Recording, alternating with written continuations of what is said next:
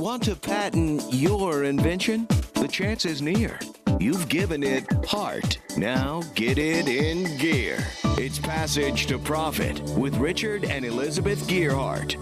This is Richard Gearhart. And Elizabeth Gearhart. Welcome to Passage to Profit on WOR 710 AM, the voice of New York. At Passage to Profit, we're all about entrepreneurs and new businesses and protecting them with intellectual property. Yes, we specialize in patents, trademarks, and copyrights at Gearhart Law, but we've had a problem lately in that we have an excellent patent attorney who worked at Microsoft before he came over to the dark side and became a lawyer, and who specializes in software patents, but we keep pulling him off the patent work because he's so good at troubleshooting the IT. Yes, and we always need help with that. It's a real tough call. And he does that work really, really well, but that's not our core business. And so we really need to find someone else to do it so he can focus on the patent work, which is what he excels at. But it's really hard, especially for me, not to pop into his office, which is right near mine, and ask for help when my computer goes bonkers. I mean, he's right there, and I can get help in 5 minutes, which is, a productivity issue. Absolutely, a convenience issue. Right? Yeah.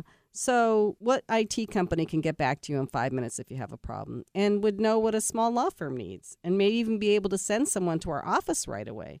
I am totally lost without my computer. Well, you've come to the right place because I think our guest today may be able to answer some of these burning questions. Dan Fusco is the CEO at InterPC Computer Solutions and recently developed a platform called Platform365. Welcome, Dan. Tell us just exactly what you do and why you are so vital. I started InterPC about 9 years ago, and basically it's a company that really honed in and helping accounting and law firms with their issues. People have issues, they get frustrated. They're IT issues, not all the other issues. Oh, no, just IT, just right? The IT, okay. So InterPC, we try to bring inner peace with their computers. Wait, those words don't mix. I'm sorry, they just don't. Sledgehammer and computer, maybe. Sledgehammer, or just call us, right, and save the pain. But, we primarily worked with accounting firms and law firms, and the way how we sort of differentiate ourselves was by putting their data on servers. It was really when cloud, the big name cloud, was coming out. So we were pioneering that and forging the road for cloud computing for attorneys and CPA firms. So what does it mean to put data on the cloud? Well, that's a good question, and there's a lot of mystique with the cloud. In fact, I think the cloud technology has been around for 20 years, right? I mean, you were working with Microsoft, and they had this stuff way back when. What it is basically is data stored on a server. Though they created this 20 years ago, the reason why it didn't work was because we didn't really have the bandwidth to access the data fast enough. Now that we have like Verizon and we got all these beautiful big companies with all this data coming through, it gives us the ability to have cloud computing. So with 5G coming in, what is that going to do for you? Well, the interesting thing is there's one big problem with the cloud. You need internet access, right? So if you're in a business in New York City, the internet's great, but we're nationwide, so there's some places that don't have great internet, and sometimes it goes out. And if it ever went out, what you actually could do is the cloud product that we have looks exactly like your Windows 10 desktop. You click an icon, and your cloud desktop comes up. It's a hosted virtual desktop. But if your internet goes out, what you actually could do is use your phone as a hotspot to get onto the cloud computer. Fascinating. It's really great technology. Wow, and the 5G really speeds that up, right? Well, it's not as fast as if you had a direct pipeline, but it gives you the opportunity to actually access your data in case you don't have internet access. So it's like kind of like riding on a spare tire, I guess you could say. It gets you until to the point when things are really working. But is very, very helpful. I've used it in very remote locations. That's another mysterious thing, 5G. Everybody's hearing about it, and it's like, what is it? Yeah. Well, it's better than 4G, right? We know that much. Hopefully. And we're waiting for 6G. Oh, yeah. So, Dan, you started this company how long ago? It was 12 years ago, something like that? Incorporated 2011. I had no idea. For all you entrepreneurs out there and business owners, I believe the most difficult thing you're ever going to run into is how do you market your company? I had no clue, right? And so I was walking on the 79th Street past the flea market there. I don't know if you're familiar with the West Side, but there's a 79th Street flea market. And, a huge, big, great idea came to me. And I'm like, oh, I'll just have a little bench at the flea market and people will bring their broken computers there. And that's how I started. It actually worked out quite well. But so you brought your tools and you had a little workbench and you would like unscrew the screen and replace batteries and all that kind of stuff. Yeah. Those were the days. Actually, I would just book the consults there. I do a diagnostics there. It was really kind of a good idea, except it just didn't make a dime. But I got all these clients super fast. That's an interesting marketing technique. And then I just learned, okay, so I went to seminars and I started learning how do you actually market, right? And that's the biggest thing you can do is probably go get educated on how to market your specific vertical, and that's what I did. And so how did you do that? I just learned from a whole bunch of different resources, and I found out, I took the idea of the flea market, actually, and I said, okay, that's not quite working, but what would work is maybe if I started going to, accounting trade shows or something like that, and then I could sponsor those, and then I'd get asked to go speak on cybersecurity at these events. So I started, instead of the flea market, I would actually go to real business organizations and have a table. So it was very, very similar. Oh, that's interesting. Almost like a trade show kind of thing. Exactly. They have them all over the place. Javits Center, the Small Business Association, got one of my first clients there. Yeah, so we know a lot of people in the tech world in New Jersey, and marketing is really a problem for tech people. It's how do you differentiate yourself? Yeah, well, I get the names at the trade show, and then what I do is I have really good marketing campaigns that I actually have worked with a company with, and then we do mailing campaigns, and then we do pizza campaigns. Like if you're a business and you want to have free lunch on us, up to like 50 employees, then we can come in, we give you lunch, and we actually give you a small little IT audit. So that's a marketing idea, which people love pizza, right? Wow, that's brilliant. That's great. Yeah. So they get a free lunch and maybe we fix a slow computer or something like that. But at the end of the day, though, it really does kind of come down to your personal relationship or your company's relationships with your customers and your clients, right? Absolutely. And you were telling us before the show you have a almost kind of unique approach now. You actually answer the phone when people call, right? And you have an employee that smiles when she types emails, right? Yeah, absolutely. And I think those kinds of things make all the difference. Yeah, I mean, it's huge. We've all been on the phone when we have an issue, and then, you call someone, and what happens? Well, they might answer the phone, but then it's the wrong extension.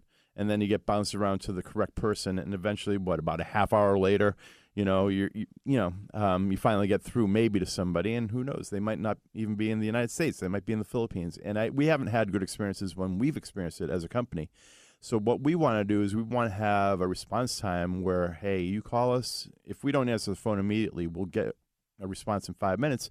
And the way how our desktops work, the cloud desktops, usually a resolution is 15 minutes. Wow. So if there is an issue, it happens fast. Yeah, we try to make it happen real fast as far as response time. So you're listening to Passage to Profit with Richard and Elizabeth Gerhardt, and our special guest this evening, Dan Fusco from Inner PC. We'll be right back after this message. There's never been a better time to start your own business. The opportunities are infinite and only limited by your imagination and enthusiasm. At Gerhardt Law, we believe the most successful companies all have one thing in common. They start with a solid foundation first. Gerhardt Law has years of experience protecting entrepreneurs' ideas and brands using patent, trademark, and copyright protection. So if you have a new consumer product, a new software application that you're planning to build or sell, or a brand or company name that you want to protect, contact the experts at www.gerhardtlaw.com. Our professionals will create a custom strategy designed to fit your needs and your budget. All of our attorneys are passionate about protection, licensed and qualified to represent you before the United States Patent and Trademark Office. Don't start your project without calling us first. Visit gerhardtlaw.com. Together, we can change the world. Visit GEARHARTLAW.com. This ad has been read by a non-attorney spokesperson.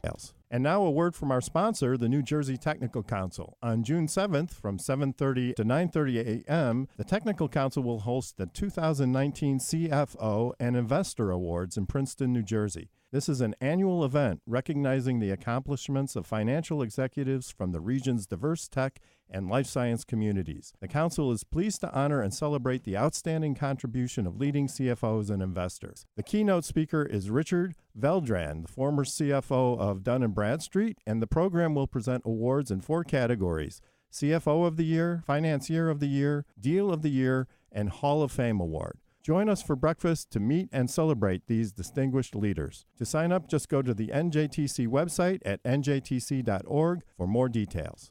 Now back to Passage to Profit. Once again, Richard and Elizabeth Gearhart. And our guest, Dan Fusco. Before we jump back into the discussion with Dan, we need to let everyone know about the rest of the program. After we finish talking with Dan, we'll have 2 pitch presentations, and this evening, a special guest, Kenya Gibson from iHeart. She'll be interviewing Elizabeth and I on intellectual property, so stay tuned for that for sure. And the pitchers will be talking about their businesses, so you, our listeners, will know who to vote for. So listen to the pitches, then go to the Passage to Profit page at Gearhart Law and vote for your favorite pitch. So it's GearhartLaw.com and the Passage to Profit page.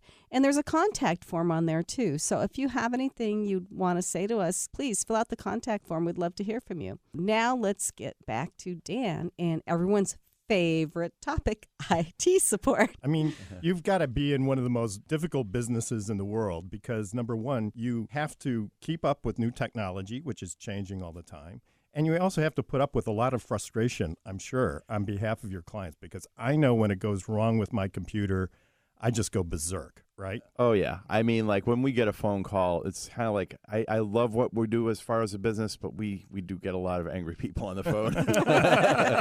Whether they're not happy with their IT guy or whether there's an issue with their computer. So it really is like having, again, back to that phone call thing that we were talking about, a smile on your face and really being empathetic with the people's frustration because they can't work. But having that quick resolution, very important. And again, just a smile and understanding of where they're coming from. And at the break, we were talking about very important IT things for entrepreneurs starting out. So you had some suggestions. Yeah, I think when you're starting out, it's the perfect time to create great DNA with your company. You don't want to build off of bad technology. If you're going to grow a company, which is the way and the mindset I think all entrepreneurs should have, grow, then you want to start out correct. And the beautiful thing is that we can do that now. And so the first thing I would suggest is, you get a domain with whoever, whether it be GoDaddy or Network Solutions or something like that. That's like the .com. That's the URL, right? You got so it. It would be, innerpc.com. myinnerpc.com. Right. So if you go there, myinnerpc.com or my platform, CloudDesk365.com, you could have your company.com. You want to make sure that you have your company SEO friendly, which we could talk about later. But the main thing is then you're going to have your email address, dan@myinnerpc.com. Right. And I think it's a lot better to have that. Again, I do a lot of cybersecurity talks. It's very interesting to be in front of 150 other CEOs and business owners. And I say, all right, how many people are having their emails at gmail.com? And 30% of the audience raises their hands. I'm just like, wow, that is amazing. Well, it's so easy to set up It's now. easy in Gmail. Everybody has Gmail. But It's fun. You can do it on Sunday morning. Yeah, but just like when you're not answering your phone, imagine if you're emailing a law firm or something like that and they're at yahoo.com, right? How much are you going to really trust that law firm? No, I'm not a Yahoo. So if you're going to do that on a domain, which is highly recommended, you can build a beautiful website, super easy, get something up a splash page started for a couple $100 and have a front there. And you can always develop that, but that's a good base to actually develop for SEO and all those good things. And then you're going to want to filter those emails. So that way, if you are having it on a computer, you access your emails on a computer, you're not going to get a virus or anything like that. So it's very important to start your protection at an early age as well. Yeah, that is important. I think we've had a couple times where somebody screwed up their computer with a virus, right? Oh, yeah. It happens once a year. And the emails that they send, the viruses in, are so realistic sometimes. And if you're just blasting through your inbox and you hit one of those. It's amazing. And the people who are doing these emails, they're out there for business. That is a multi-million-dollar business. The email ransomware stuff And the ransomware is probably the most vicious you can get. And that's when a virus gets on your computer and changes all your files and encrypts them, and then you can't open them.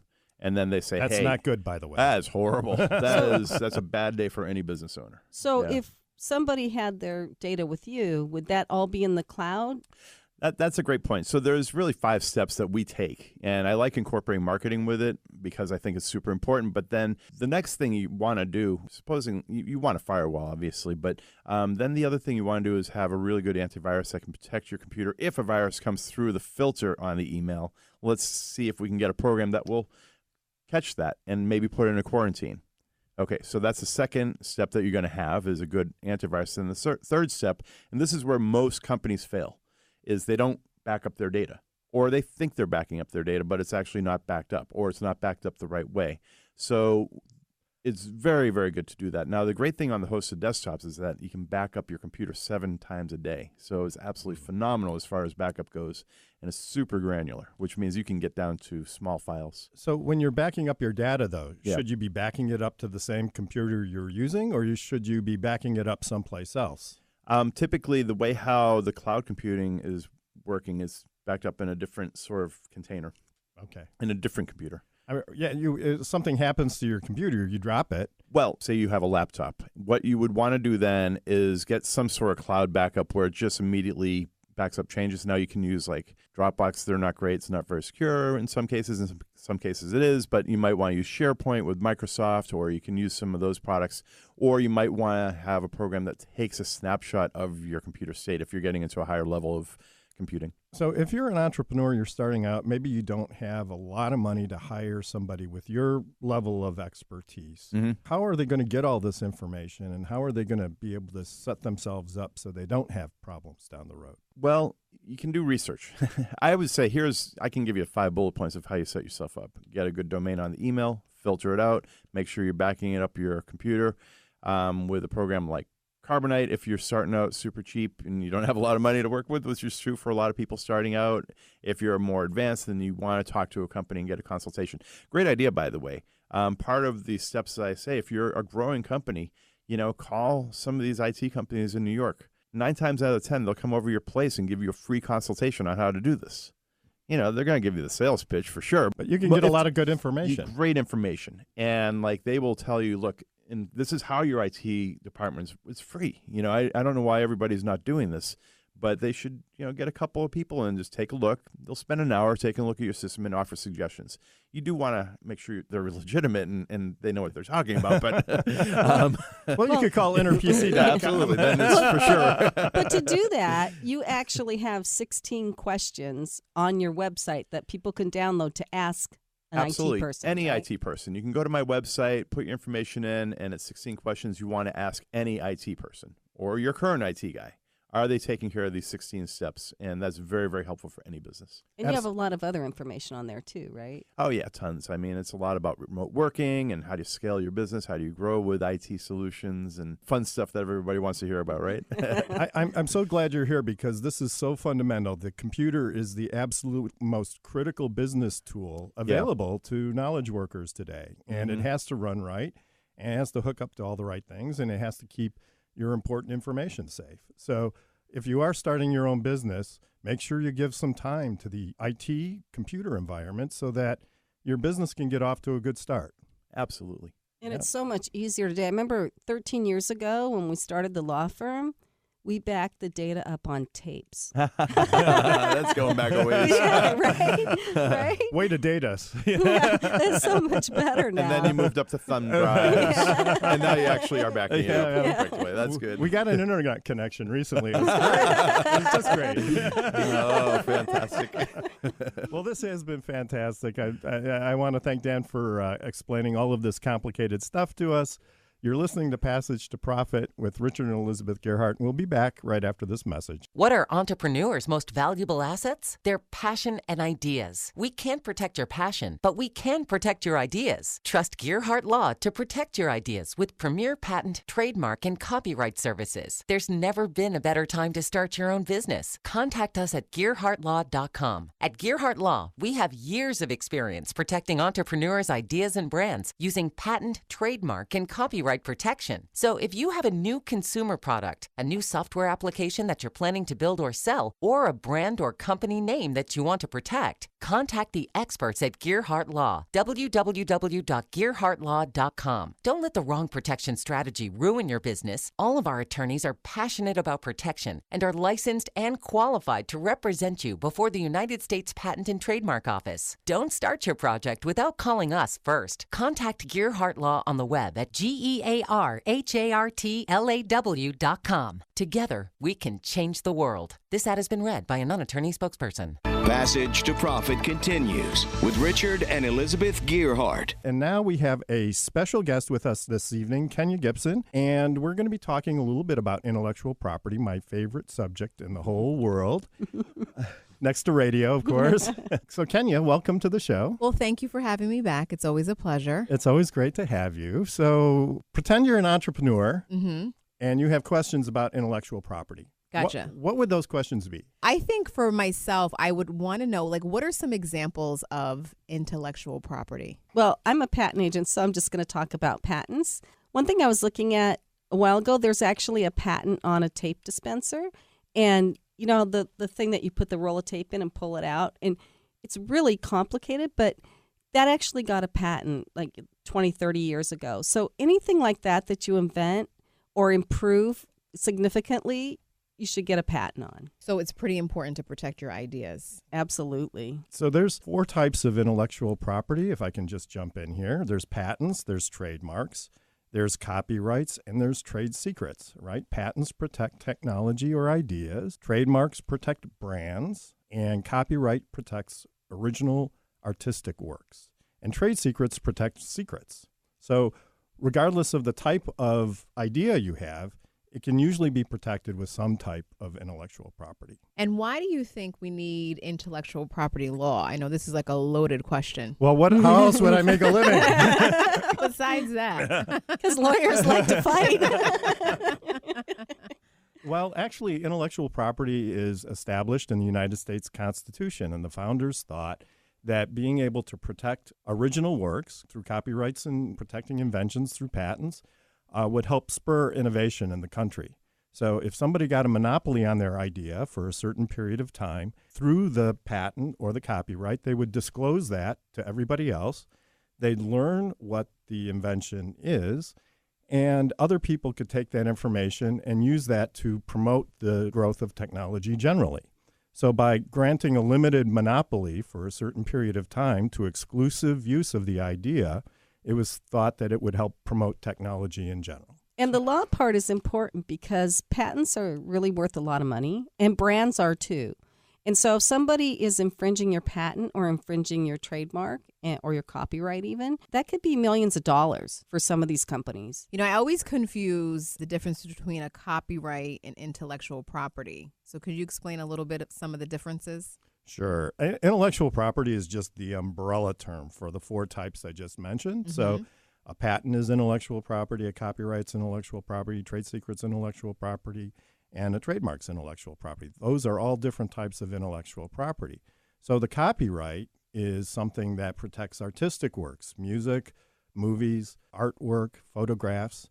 And you get a copyright when the work is created. You don't even have to do anything, and you automatically have a copyright in the work. And then you can enforce that in a court of law.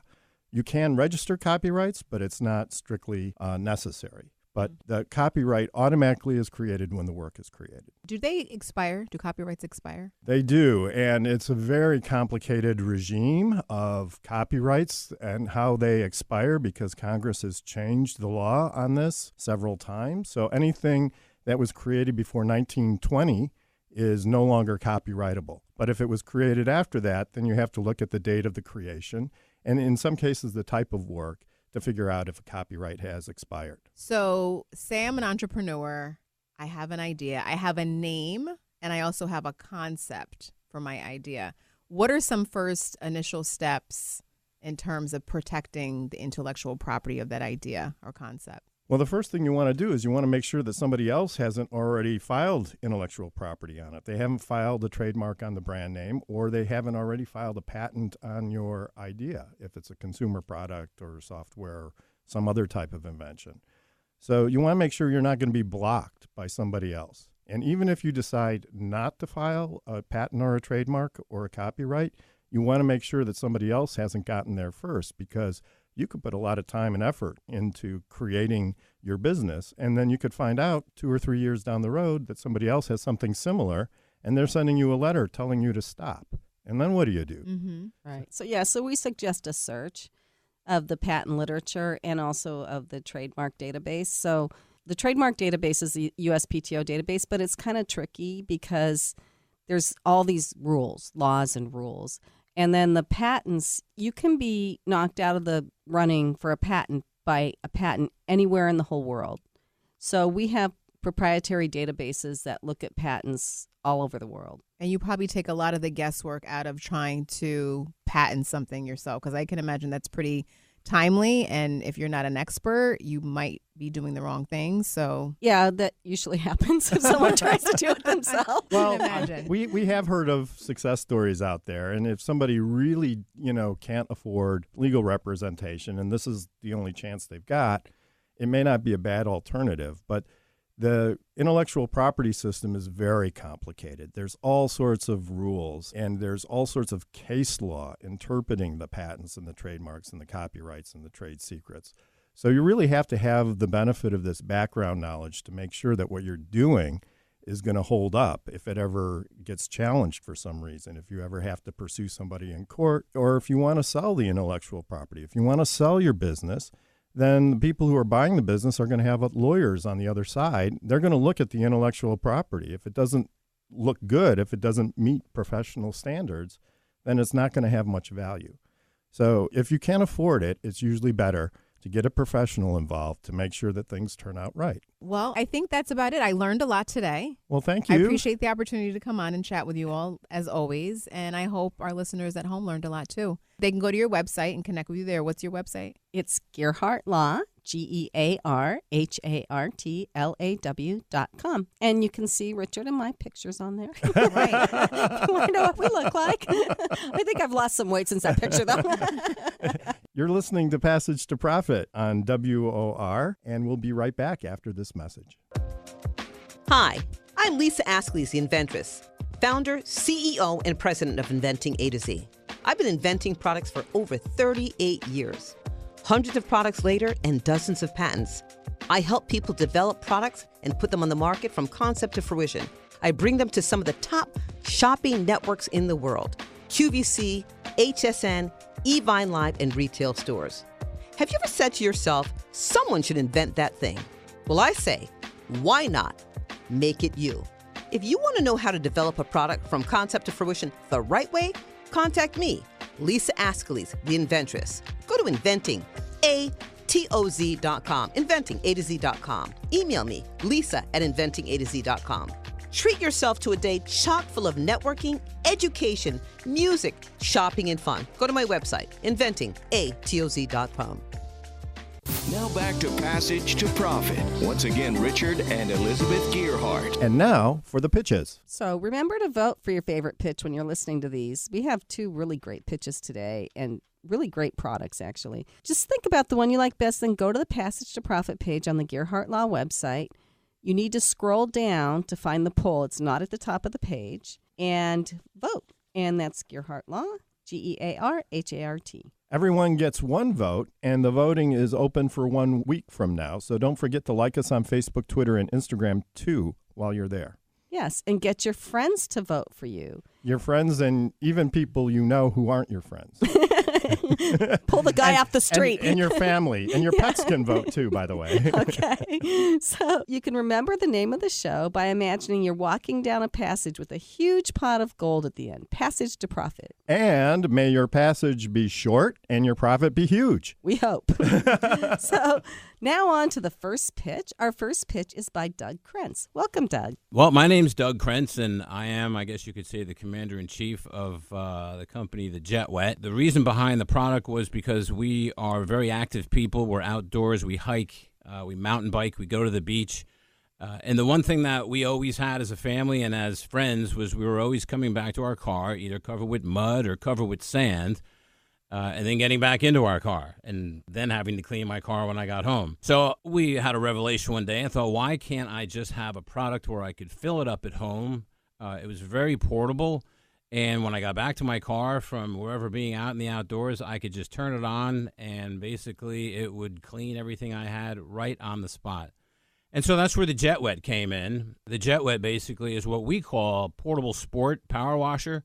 They're not like the big, powerful power washers you see in like the Home Depots. They run around 90 PSI, about twice the strength of your hose. Our product is made out of a flexible canvas nylon exterior. It's a little bit bigger than a backpack. It's kind of a square, 13 by 13 by 13, and it holds just about 3 gallons of water. It has a rechargeable battery built into it, a carry handle. So really, it's that easy. You pretty much just fill it up before you leave your house, wherever you're going. You take it with you, and when you come back to your car, your campsite, maybe you're out at a picnic someplace and you want to rinse the picnic table off, you just turn it on and you just rinse your stuff clean. So do you put it on the ground and then take the hose and spray it? Because it's probably about 30 pounds with the water in it, right? Well, it probably runs. It holds about 3 gallons of water, so it's about 24, 25 pounds, somewhere right around For the there. water. But then Yeah. you have the battery and everything? Yeah, it's not that heavy. Empty, Okay. actually, it only weighs about 6 pounds empty. So it's Okay. very light. Okay. And it's the reason it was designed that way with the flexible exterior is it keeps it very light. It's not plastic. It's not heavy. So do you wear it like some of those vacuum cleaners, or do you put it on the ground and spray? Yeah, no, you can. It has a handle. You can carry it. Most of the times, most people pick them up and just put them next to their car or leave them in the car and just clean their stuff right out of the back gate. Oh. And I was just wondering how much time do you get with it? Like how many? Yeah. Well, I don't want to say how much jet wetting can you get, but I mean, like how long can you squirt people down with? Yeah, that's a very good question, and we get that And does question this a lot. work on brothers and sisters, small children? That's another thing too, because at times it has been somewhat of a babysitter around the house. I'll put 4 or 5 of them out in the Stay driveway. away from that grill.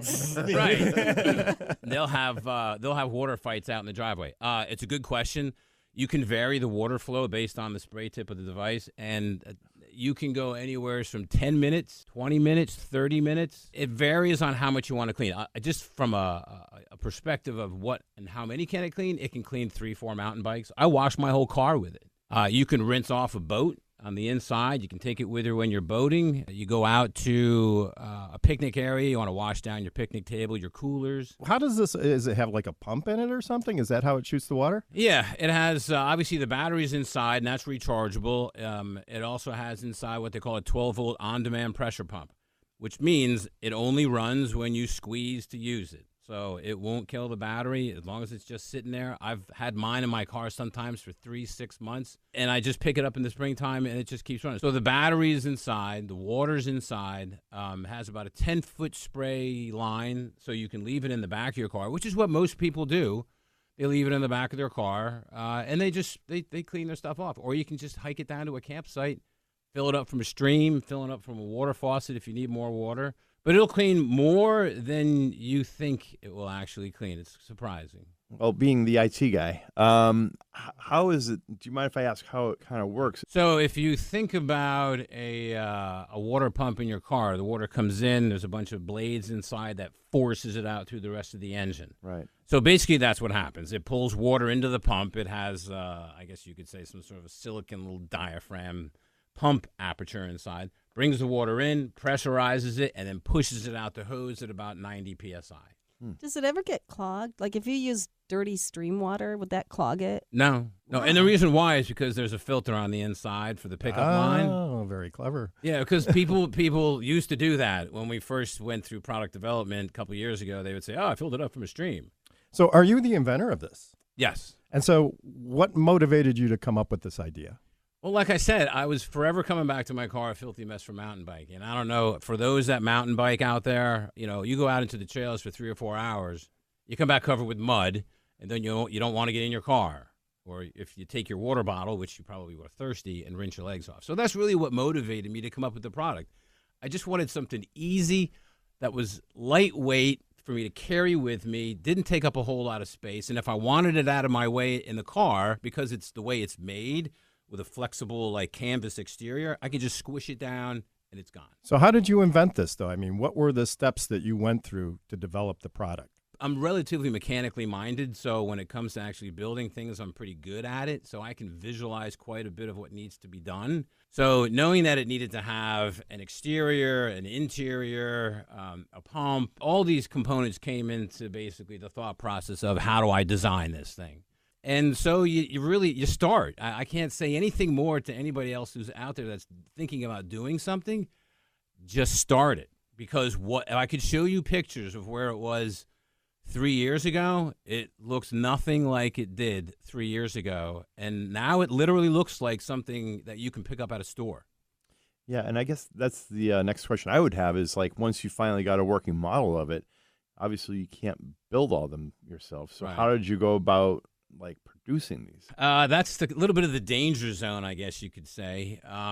Once I had a prototype that I thought was good enough to get to production, tested it, gave it to some people, told them, take it out, play with it. I made about probably 10 of them, which isn't cheap because it's just not cheap.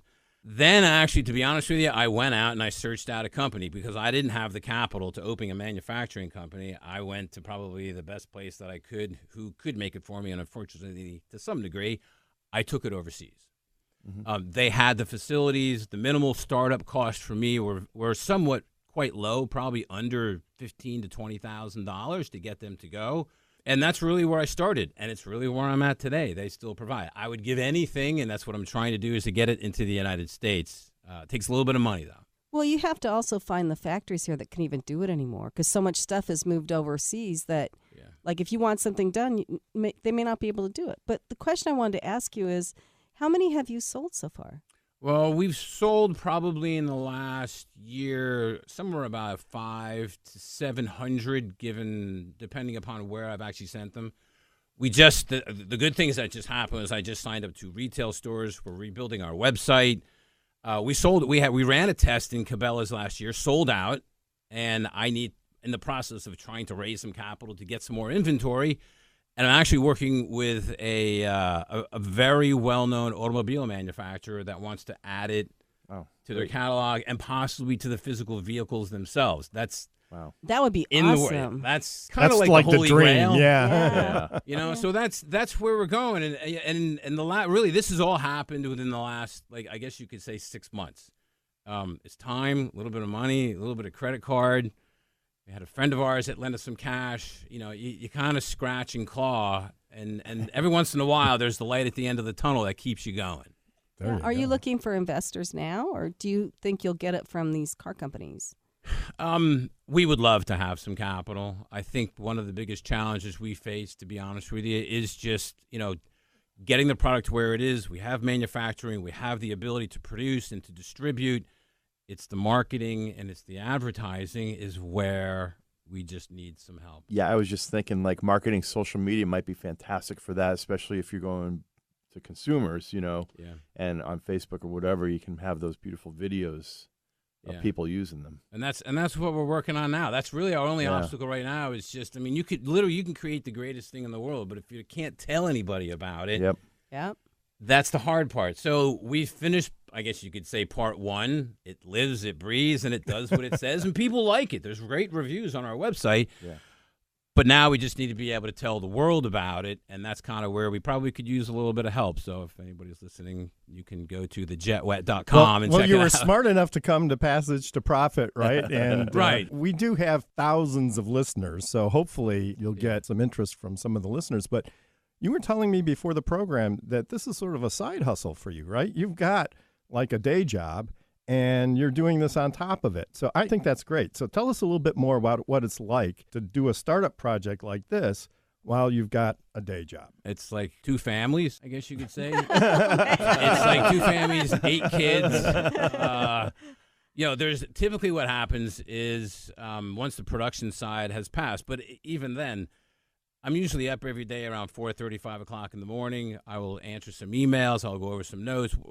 Some of it is my real work related, and then some of it goes back to non-work related because I do communicate back and forth with overseas. And then there's typically I will either be out all day and I'll need to come home and sit down, and my wife looks at me and says, it's 7:30, 8 o'clock.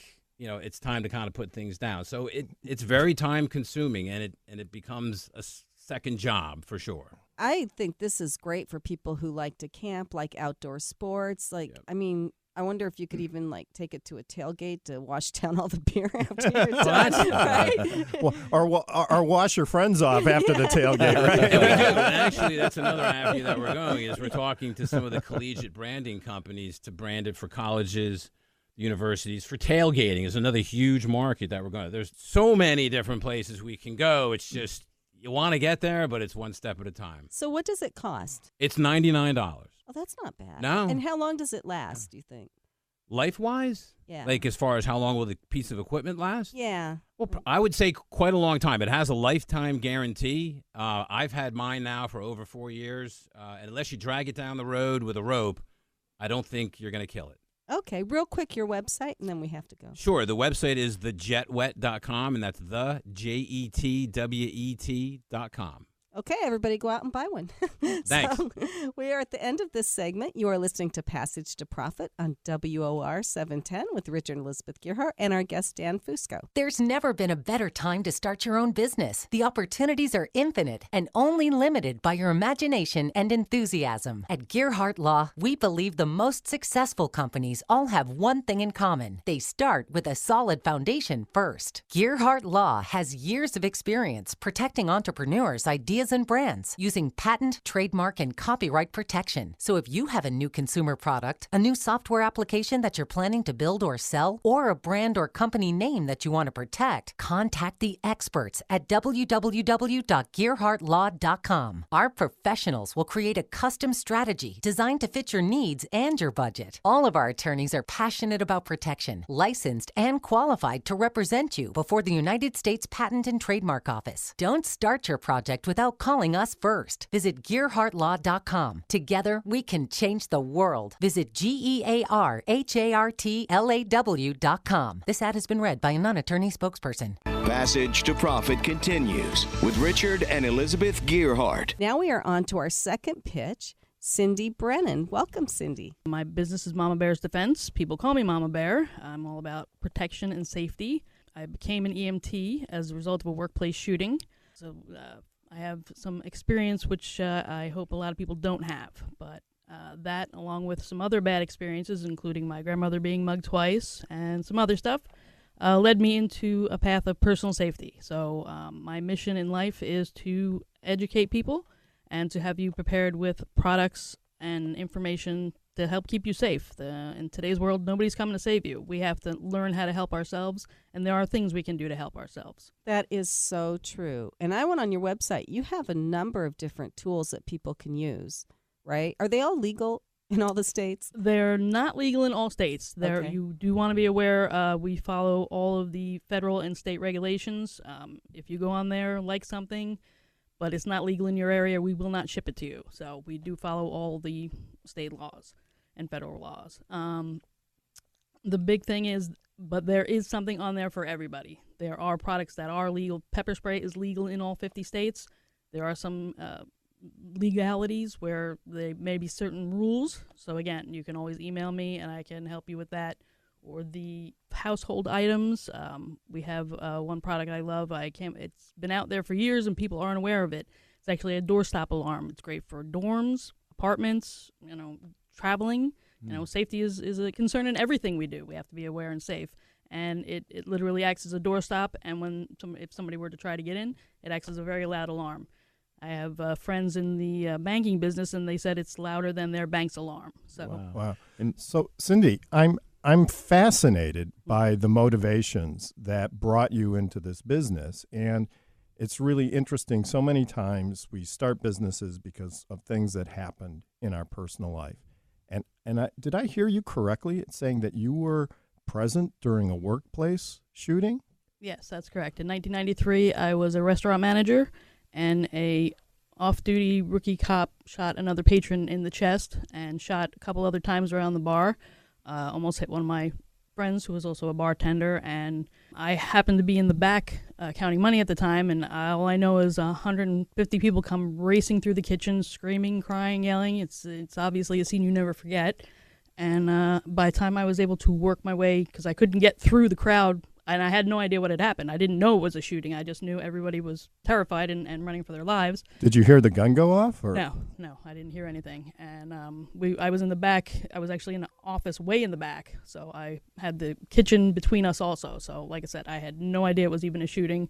I just know everybody was terrified and running for their lives. I managed to cut out through the restaurant into the bowling alley we were connected to and come around, and by the time I got there, the place had cleared out, but I had a young man with a gunshot wound in his chest standing in front of me, and I had no idea what to do about it. So I'm not one to take not knowing what to do easily, so I then became an EMT mostly for my own information, because I want to be prepared. God forbid, this happens again, or, I like to be prepared, let's put it that way. So, so I became an EMT. I volunteered for a few years, and down the line, I've been doing EMS commercially. But recently, I was injured taking care of a patient, so I can't lift with my knee anymore. So now Mama Bears has my attention full time, which will be a blessing, because this is really what I know I'm meant to do in life, keeping people safe. The Mama Bear, that's what I do. That's a very powerful story, and it's such a powerful motivation to want to be out there and to do positive things to help keep people safe. It's hard. A lot of people, there are people out there who don't want to talk about it, who don't know, they're scared. They don't want to talk about it, and they don't know how to be prepared. But I can help. I can literally help them with that. I've been through it, and I've been through a lot of other stuff in my life. So God gave me all this experience to use it for good. And as an EMT, you saw a lot of things too. Oh, yes.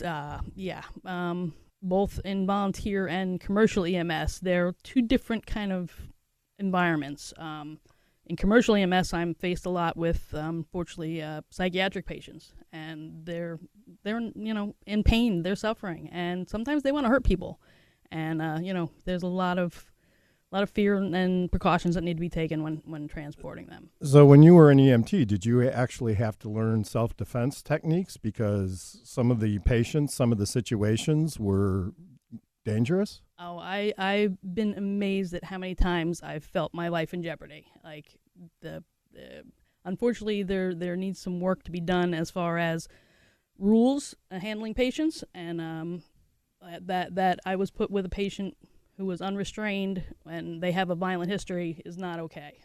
So, luckily for me, I know how to handle myself now, but I'm working with brand new EMTs who have barely been in front of a patient, and that's not a good environment to be in. So I'm always, again, being the mama bear, wanting to talk to them, don't turn your back on these. There's precautions you have to take, and everything is steps, and, it's about little life changes. It's not anything about drastic. I'm not, here to frighten people. I don't want people to be afraid. I want you to be aware. I want you to be prepared. I want you to know how to handle yourself in whatever situation you're faced with. So I'm wondering if you have classes that teach you sort of the self-defense. I have partnered with martial arts places. I'm always looking to do that. This being the personal mission for me, I've been doing my seminars as a free community service. Usually I'll be invited to speak at a business or Rotary Club or organization. Whoever will invite me, I'll be there. But the big thing for me is I want you to buy the products. I want you to be prepared. Even if you don't buy them from me, my philosophy is everybody needs to be carrying something for personal safety these days. So what would you suggest? I know different states, you have different things, different people need different things, but if you could only choose one thing, what do you think? I know pepper spray is legal in every state. And everything, again, it comes down comfort. I have people who are afraid to carry pepper spray because they're afraid they're going to shoot themselves with it. Well, the good thing about shooting yourself with it is you're not going to die. Okay? Yeah. You're going to be uncomfortable. You're going to be in pain for a while, but you're not going to die. So I've also had people come up to this day and they've carried pepper spray, but they wouldn't know what to do with it. Well, it's not going to help you if you don't know what to do with it. I had myself trained in the use of pepper spray, and I actually can do an on-hands training with a water-based spray because I don't want anybody accidentally pepper sprayed. I feel it's really important you get that hands-on feel. God forbid you ever need to use it. But again, we all know what's going on in today's world. You never know where you're going to be, and no place is really safe. So we need to, again, know how to help ourselves. One of the things that concerns me so much is we have a young daughter who's living in Pittsburgh, and she takes a lot of Ubers. And, we've all heard about the types of things that can happen if you step into the wrong car. What kind of defenses would you suggest somebody like my daughter carry to protect herself in case she finds herself in this kind of situation? Right. Well, with the Uber, there's actually a set of rules you're supposed to follow. You're supposed to make sure the car is the correct car. You're supposed to check the license plate, check the name. They're supposed to be expecting you. With that, there are special rules that people want to follow, but, you get caught up in what's going on in the night. You're taking an Uber because you want to be safe and you don't want to drive, impaired or whatever. And unfortunately, there's still situations where it's a danger. But if you follow the rules, you'll be fine.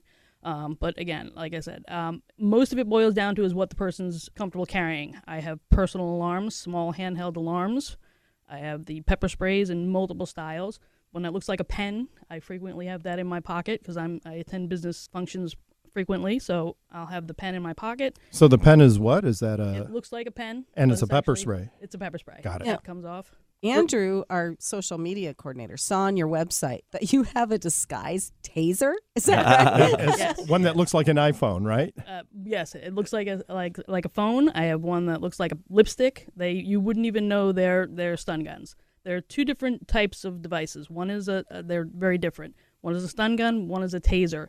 Taser is the one you see typically on TV that shoots a prong and goes into somebody. The stun guns, you have to be next to the person, but trust me, when that sound goes off, the crackle goes off, they're going to be running the other way. Again, it's what you're comfortable carrying. And so are your clients happy? Have they given you feedback on what are some of the things they're saying? I'm amazed. One of my proudest moments was convincing a man to carry pepper spray.